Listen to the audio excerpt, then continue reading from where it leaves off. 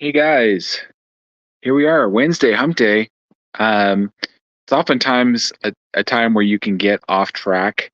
And so I thought I'd come in here and just share some thoughts on how do you get back on track. It's in the middle of the week. Sometimes you might start off strong on a Monday, right? Maybe you're carrying that through forward here Tuesday, Wednesday, hopefully all the way through the week. But inevitably, we have an obstacle or something that trips us up. I'm guilty of it. Been there, and even today had a moment where I get sidelined and wanted to come in here and just ask the question. And I love feedback too. I love when you guys drop comments and share your thoughts in here. But what do you do when you get off track? Um, and particularly for business, I've been talking with colleagues recently about all the tasks they've got to get done, the timing of them. They're relying on different people. Some things haven't come through. It can get overwhelming, and it can get overwhelming really quickly if we're not careful about that. And inevitably, we're going to hit obstacles, right? There's a great book by Ryan Holiday called "Obstacle Is the Way." We're going to hit these things. We're going to hit these challenges, and so what are you going to do when you hit that? When you hit that obstacle? When you hit that thing that sidelines you? Whether you thought, whether you kind of anticipated or knew it might come, or you got completely blindsided. There's a couple different ways that I've approached this over the years, and some that have worked better than some that have not.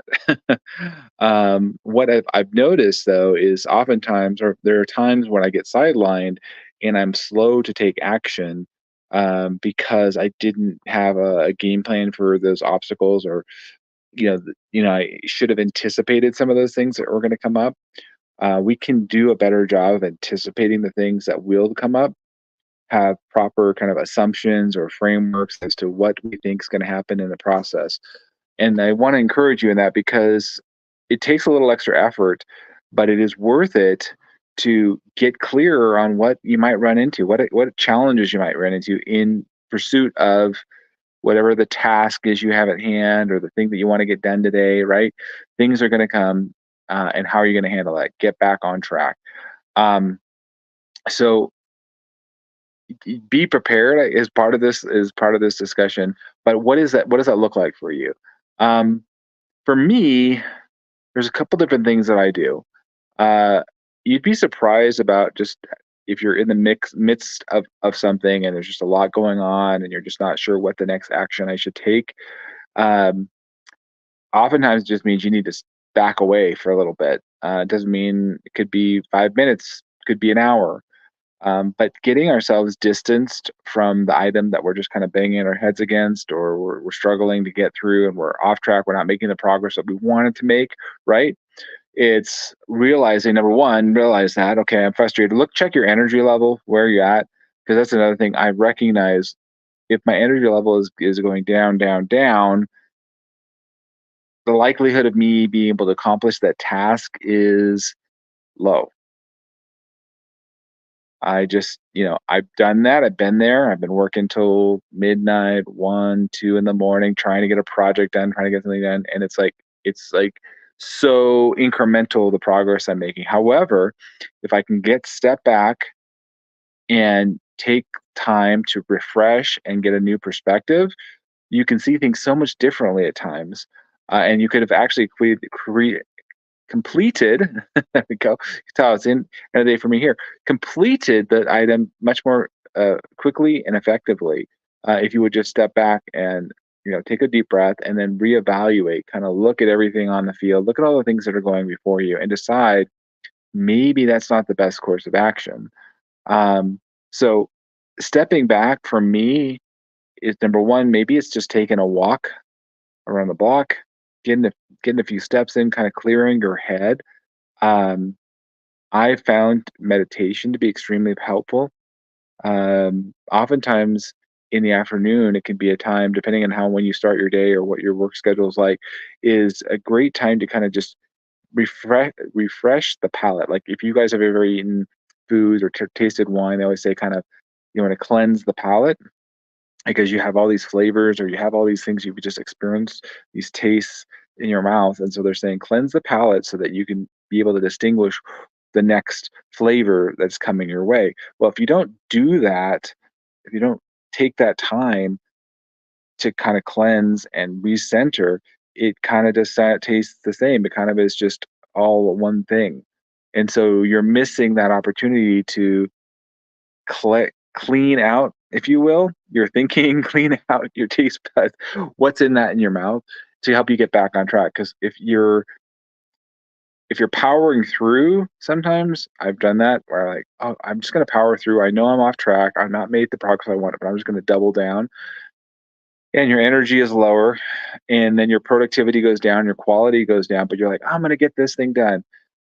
Oftentimes stepping back, you actually get it done quicker and a better product if you can step back and get perspective and then look back at it and say, oh, okay, well that's I didn't even see that before because I was just pushing so hard on it. Um, I personally really appreciate meditation as a way of cleansing the palate, if you will. It doesn't have to be long. It could just be a few minutes. I find a sweet spot to be at least 5 minutes to 10 minutes, and 20 minutes is actually very good as well. So think about, doesn't have to be long, but I think just breathing and clearing out your mind. I mean, from all the clutter, so that you can focus yourself on actually what's the most impactful work that you're going to be doing next. Um, as a connector, creative type voice order that I just talked, by the way, in the podcast today. So you guys can check out the Butcher Leadership Voice podcast. But if you know your kind of thinking and worldview and how you approach things, this is important. I'm one that likes to take lots of information in, lots of details. I love researching, which is great. I mean, for certain things, but other times it becomes kind of debilitating if it's just taking in, taking in, taking in, and I'm not giving my brain enough time to process, and therefore it starts to drift. And if my brain is overtaxed, well, it's going to want to break. It's want to check out, and that's where we start to do, scrolling on our phones. That's the simple things, but you could do drinking alcohol or other ways to sedate that are not healthy, right? So we can start to go in there and just kind of binge on things. So we're like, oh, my brain is overloaded, but that won't take any real brain power, if you will. So to get back on track, encouraging you, and if you haven't ever done any meditation, let me know. I'm happy to drop some resources in here. To me, that's a great way to help cleanse and kind of reset your mind and help refocus you. Um, and I find I've gone through just my own and listening to music. Guided meditations are great. Those are other opportunities where it actually makes you kind of be vulnerable and open, but that's kind of like letting things go and be open to them. What do I need to receive? What do I need to focus on next? Um, and if you're not have some kind of prioritizing way of all the things you're working on, right?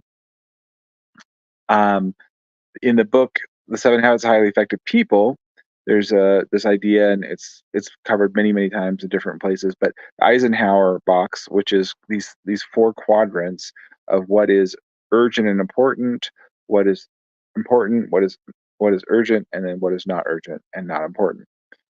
Do you have a way to distinguish what those are?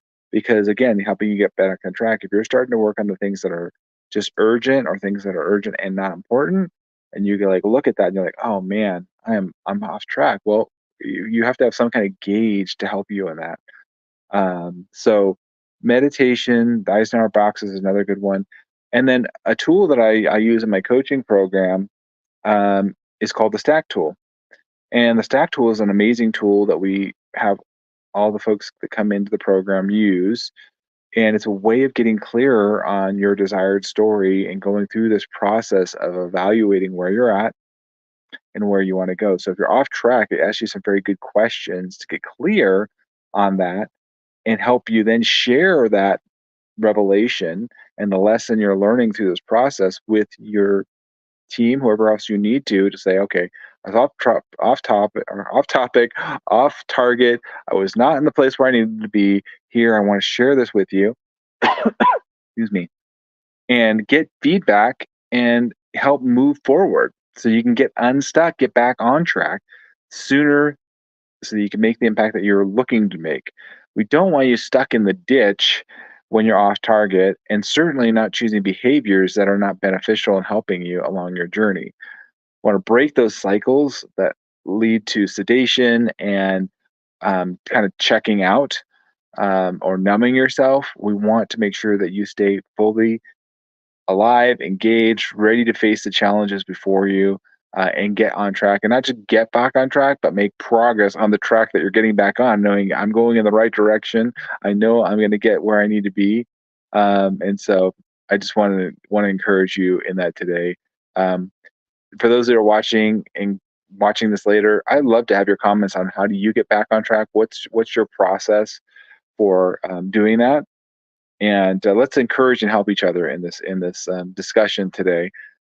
We all need it, and so it's always good to learn different tips and tricks about what works well for you, um, and making sure that you're making the impact that you so desire in the world. So I appreciate you guys jumping on here with me today. If you're off track, let's encourage each other to get back on track. Look at the comments here, drop them in, share ideas, reach out to me. I'd love to hear from you.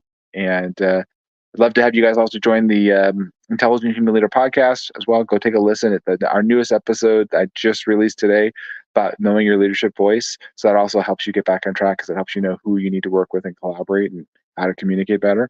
So go take a listen. Intelligent Human Leader Ship Podcast. You can look that up, or my name it should be on all the different podcast services and all that fun stuff. But I'm excited to continue to bring you guys this good content and help things that are helpful for you and encouraging you. And again, like I said, if you find this valuable, please share it. Encourage others that are maybe struggling along this journey that they're not alone and they have support and resources. And you have David Carr here rooting for you. And I want to make sure that you are getting on track and having an amazing day and getting through hump day, right? We're going into the end of the week. It's end of day Wednesday. Let's go strong into Thursday and the rest of the week. All right, guys. Love you. Have a great night. Bye.